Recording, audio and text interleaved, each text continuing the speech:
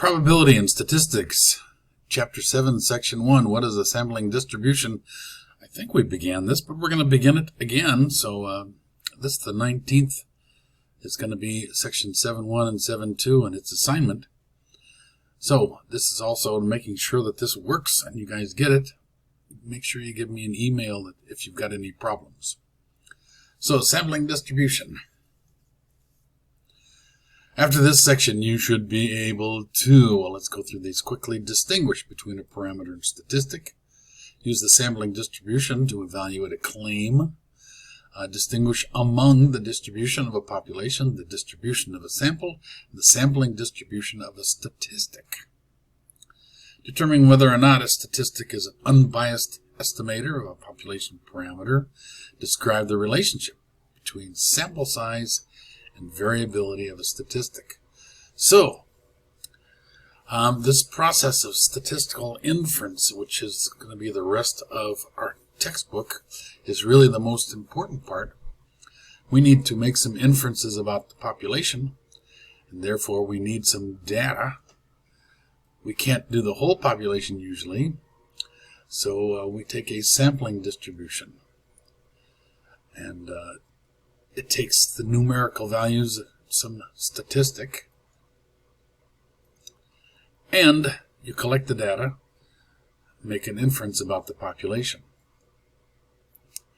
So what are the differences between parameters and statistics? A parameter is for a population, and a statistic is for a sample. So when we talk about a population parameter and a sample statistic, that alliteration should let you know you've done it right. S, sample statistics. P, population parameter. And Greek letters, almost always, for population parameters. The mean, X bar, is the sample. Mu is the parameter. The P is a population proportion, and P with a little cap over the top. I call it P cap a lot of times. They call it P hat. It's the same thing. That is the sample P hat, and P with nothing is the population proportion. So there's got to be, because we can have a bunch of samples, we can have a bunch of different means or proportions. We're just going to do means and proportions. There are the other statistics that you could use, the other parameters, such as standard deviation, variance, and such. We're only going to look at two, a population proportion and a population mean. But it could be a bunch of different samples, and each sample could give you different values for that population parameter that you're interested in, the proportion or the mean. So how do you know? Well, that's what we're trying to make sure is very, very low, and that we get a value that we can trust.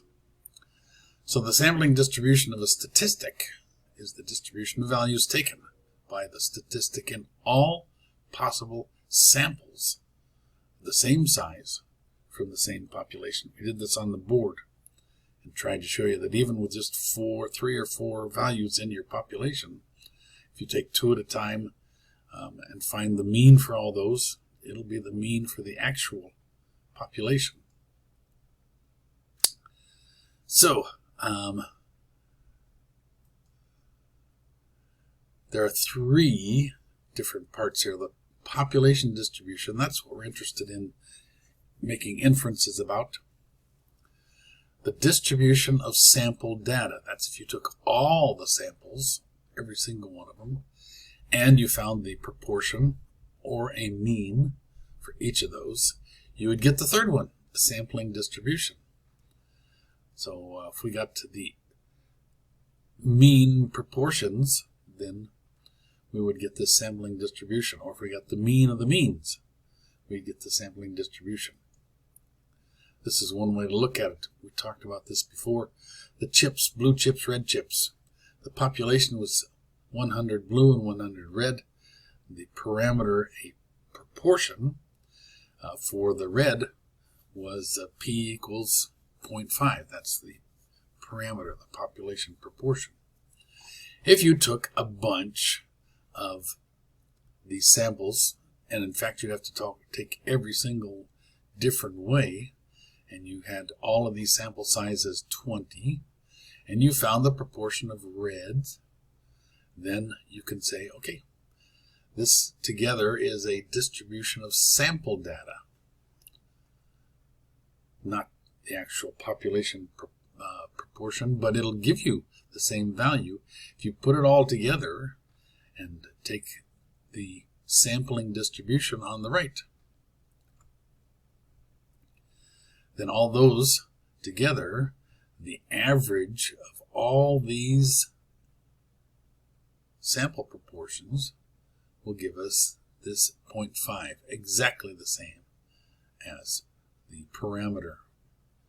That is unbiased. That's what we want. The fact that the statistics for random samples have a definite sampling distribution, we can answer. How trustworthy? It is good. We can consider center, spread, and shape. The center, biased or unbiased? Well, if it's biased, then it's not good. Unbiased is when it is good. And for the proportion and the means, we'll find that that is an unbiased estimator. So, the center of this approximate sampling distribution is close to 0.5. In fact, if we took all possible samples of size 20, it would be exactly 0.5. It is unbiased. Spread, low variability is better than high variability. Spread is how bad a thrower you are, at least from one to the next. So the spread, as n gets larger, is reduced. And so the larger the sample is sort of usually better, but there's also a limit. They have a clear advantage, much more likely to produce that one value you want for the average. So, some general rules. The variability of a statistic is described by the spread.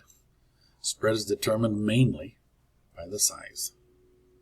Larger samples give smaller spreads, but there is also a limit. Does not depend much on the size of the population as long as the population is at least 10 times larger. This is the 10% rule. If you can take 10 times your sample and still have less than the actual population, you'll be good. So, true value of population parameter is a bullseye. So, bias and variability describe what happens when we take a bunch of shots at the target. You're pretty accurate, but you're off. You want the bullseye. So this is high bias. It's not unbiased, high bias, but low variability. This is sort of around the center of the bullseye. So it's low bias, but you're not very consistent.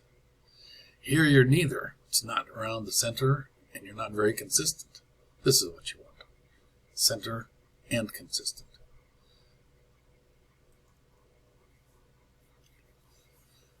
So bias means your aim's off. Variability means scattered, if it's high variability. The figure to the right shows histograms and 4 sampling distributions of different statistics intended to estimate the same parameter. Which statistics are unbiased? That means it's close, or at least the center looks like the center of what it should be, the population parameter. So this one's off. Oh, this one's sort of high variability, but unbiased. Here it's unbiased and low variability. Here, no, most of it to the left. So, which statistics are unbiased? These two.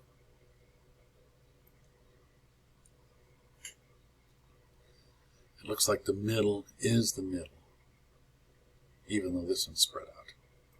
So next question, what does the best job? We want unbiased, but we also want low variability. Because if we take a sample and get this one way over here, then that'll be off more than we'd like something like this. Off just a little bit for one of our samples. So, Roman numeral 2. So, we learned all these things, and this is what we went through 7.1 before. Next will be 7.2.